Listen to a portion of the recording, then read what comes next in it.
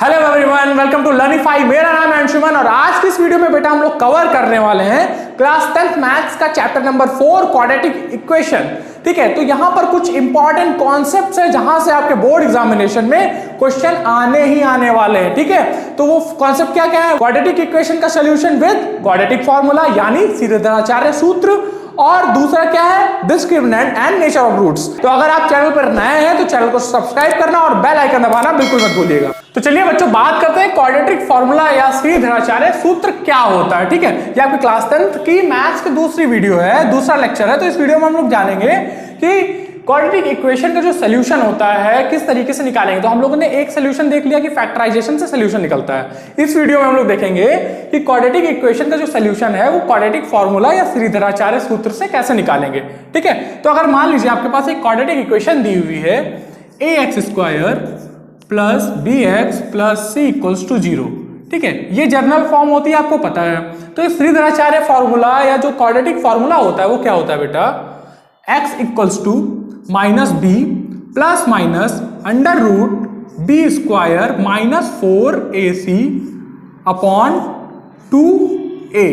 ठीक है, तो ये होता है श्रीधराचार्य सूत्र या क्वाड्रेटिक फॉर्मूला।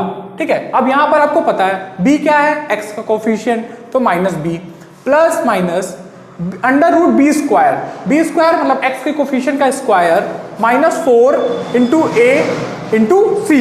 ठीक है, अपॉन 2 इंटू a क्या है? x² का कोफिशिएंट है। ठीक है, तो अगर कोई भी क्वाड्रेटिक इक्वेशन इस फॉर्म में होगी तो हम इस फॉर्मूले का यूज करेंगे जहां पर लिखा होगा कि solve the quadratic equation using the quadratic formula, या किसी भी द्विघात समीकरण को श्रीधराचार्य सूत्र से हल करिए। ठीक है, अब अगर हम इस पे एग्जांपल ले लेते हैं बेटा, तो अगर मान लीजिए हमारे पास एक क्वाड्रेटिक इक्वेशन दी हुई है, वो क्या है?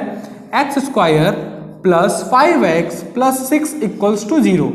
तो अगर हम इसे फैक्टराइजेशन मेथड से सॉल्व करेंगे तो सर हमको पता है कि यहाँ पर हम 5 को ऐसे 2 पार्ट्स में स्प्लिट करेंगे, बट यहाँ पर हम लोग क्या करेंगे? अगर मैं बोलूँ इसको कि यहाँ पर हम लोग इसको क्वाड्रेटिक फॉर्मूले से सॉल्व करनी है, हमें इसका सोल्यूशन कैसे निकालना है? क्वाड्रेटिक फॉर्मूले या श्रीधराचार्य फॉर्मूले से। तो हम क्या करेंगे? इसको इससे कंपेयर करेंगे। ठीक है, हमने कंपेयर कर लिया, हमें a पता चल गया, क्या दिया हुआ है सर? 1, b क्या दिया हुआ है सर? प्लस का 5, c क्या दिया हुआ है सर? प्लस का 6। सारी वैल्यूज हमें पता है, हम इस फॉर्मूले का यूज करेंगे। अब वैल्यूज पुट करिए फॉर्मूले में बेटा।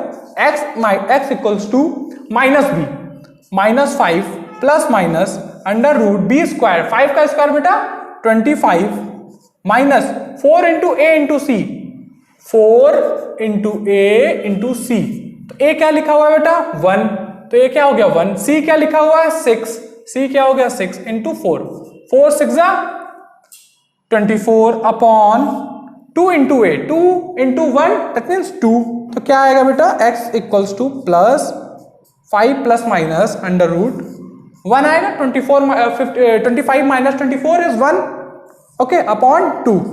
अब क्या करना है बेटा? अब हमें पता है क्वाड्रेटिक इक्वेशन के 2 फैक्टर्स होते हैं। ठीक है, क्योंकि यहाँ पावर क्या होती है? 2। अगर यहाँ पर क्यूब होता तो इसके फैक्टर्स कितने होते? 3, तो वो हो जाती क्यूबिक इक्वेशन।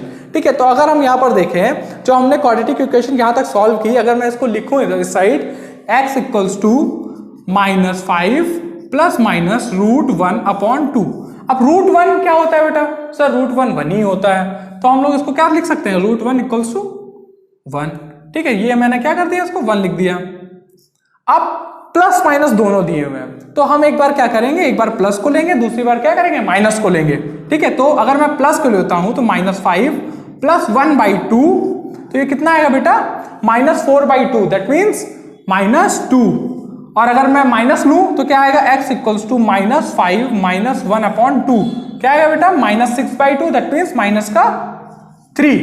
ठीक है, तो फैक्टर्स हमारे पे क्या आ गए? माइनस 2 और माइनस 3। और अगर हम इसको फैक्टराइजेशन मेथड से करते तो क्या आता बेटा? 2 और 3 फैक्टर आता, क्योंकि 2 3 का समेशन क्या होता है? 5, 2 3 का मल्टीप्लीकेशन क्या होता है? 6। तो अगर हम इसको सॉल्व करते तो x इक्वल्स टू क्या आता है? -3 और -2। ठीक है, तो ये होता है आपका क्वाड्रेटिक फॉर्मूला, और इसे हम इस तरीके से यूज करेंगे किसी भी क्वाड्रेटिक इक्वेशन के फैक्टर्स निकालने के लिए। ठीक है, तो चलिए बेटा बात करते हैं discriminant and nature of roots के बारे में, ठीक है। तो अभी हम लोगों ने क्वाड्रेटिक फार्मूला देखा। क्वाड्रेटिक फार्मूला हम लोगों ने बेटा क्या देखा, x equals to minus B plus minus under root B square minus 4ac upon 2a, ठीक है। तो जो बेटा ये लिखा होता है, ठीक है, जो ये लिखा होता है श्रीधराचार्य सूत्र में या जो क्वाड्रेटिक फार्मूला होता है, ये होता है आपका डिस्क्रिमिनेंट, ठीक है। इसे d से डिनोट करते हैं, d इक्वल्स टू होता है बी स्क्वायर माइनस 4ac, ठीक है। तो बेसिकली ये होता है आपका डिस्क्रिमिनेंट का फॉर्मूला। और आपसे क्वेश्चन में यही पूछता है find the discriminant of this quadratic equation. आपसे कोई क्वाड्रेटिक इक्वेशन दी होगी और आपसे डिस्क्रिमिनेंट की वैल्यू पूछ लेगा, ठीक है। अब डिस्क्रिमिनेंट का यूज क्या होता है बेटा, डिस्क्रिमिनेंट का यूज होता है नेचर और रूट्स निकालने में। हम लोग वो कैसे निकालते हैं, बेसिकली 3 तरीके के होते हैं रूट्स। कौन कौन से रूट्स होते हैं वो, एक होता है d इक्वल्स टू 0, दूसरा होता है d ग्रेटर देन 0, तीसरा क्या होता है d less than 0। Equal to 0 में क्या होता है बेटा, इक्वल टू 0 दैट मीन्स कि जो कोई भी क्वाड्रेटिक इक्वेशन अगर हमारे पास है ax square plus bx plus c equals to 0, ठीक है। तो अगर मैं पूछूं आपसे इसके नेचर और रूट्स कैसे होंगे, सर आप तो बेटा आप कहोगे सर पहले तो हम इसका डिस्क्रिमिनेंट निकालेंगे। अगर डिस्क्रिमिनेंट इक्वल टू 0 आ जाएगा, ठीक है, तो सर रूट्स उसके क्या होंगे बेटा, उसके रूट्स होंगे रियल एंड इक्वल, ठीक है। पहली बात तो 2 रूट्स आएंगे, दोनों क्या होंगे, इक्वल होंगे और रियल होंगे, ठीक है। अगर इसकी डिस्क्रिमिनेंट ग्रेटर देन 0 आता है तो बेटा रूट्स क्या होंगे, तो बेटा रूट्स होंगे रियल एंड डिस्टिंक्ट, ठीक है। डिस्टिंक्ट मतलब एक रूट अगर होगा 2 तो दूसरा क्या होगा 3, मतलब इक्वल नहीं होंगे, दैट मीन्स दोनों 2 नहीं होंगे, मतलब ऐसा नहीं होगा, ठीक है। एक अगर 2 होगा तो दूसरा 5 होगा, एक अगर 6 होगा तो दूसरा 1 होगा, ठीक है। तो रूट्स ऐसे होंगे। अगर इस क्वाड्रेटिक इक्वेशन का जो डिस्क्रिमिनेंट है वो लेस देन 0 होगा, दैट मीन्स अगर वो माइनस होगा, -8 आया, डिस्क्रिमिनेंट की वैल्यू d की वैल्यू क्या है -8, -6, -5, -10, तो उसके रूट्स कैसे होंगे, उसके रूट्स बेटा इमेजिनरी होंगे, मतलब रियल रूट्स नहीं होंगे। तो no real roots, no real roots, imaginary roots होंगे उसके बेटा, ठीक है। इमेजिनरी प्लेन में उसके रूट्स बनेंगे, ओके। तो चलिए अब इस पे हम लोग क्वेश्चंस देखते हैं। बेटा आपको स्क्रीन पे एक क्वेश्चन दिख रहा होगा। क्वेश्चन क्या है बेटा, find the discriminant of the quadratic equation 2x square minus 4x plus 3 equals to 0। 2x square minus 4x plus 3 equals to 0 बोल रहा है कि find the discriminant of the quadratic equation 2x square minus 4x plus 3 equals to 0 and hence find the nature of its roots. अब पहले तो मुझे क्या find करना है, d फाइंड करना है, ठीक है। उसके बाद क्या फाइंड करना है, नेचर ऑफ रूट्स फाइंड करने के, इसके रूट्स के जो नेचर है वो कैसा है, रियल एंड इक्वल है, रियल एंड डिस्टिंक्ट है, या इमेजिनरी या रियल नहीं है, ठीक है। तो अब बात करते हैं इसके डिस्क्रिमिनेंट की। डिस्क्रिमिनेंट का हमने फॉर्मूला पढ़ा, डिस्क्रिमिनेंट का फॉर्मूला क्या था बेटा, बी स्क्वायर माइनस 4ac, ये क्या था हमारा d, ठीक है। अब अगर हम यहां से b की वैल्यू देखें तो b की वैल्यू क्या है बेटा, माइनस, a की वैल्यू क्या है 2, b की वैल्यू क्या है -4, c की वैल्यू क्या है बेटा 3, ठीक है। अगर हम b स्क्वायर करें तो -4 का स्क्वायर क्या होता है 16 माइनस 4 इंटू a कितना दिया हुआ है बेटा 2, ठीक है, और c कितना दिया हुआ है 3, तो मल्टीप्लाई करो बेटा 16 माइनस कितना आएगा 24, ठीक है। अब 16 माइनस 24 करोगे कितना आएगा बेटा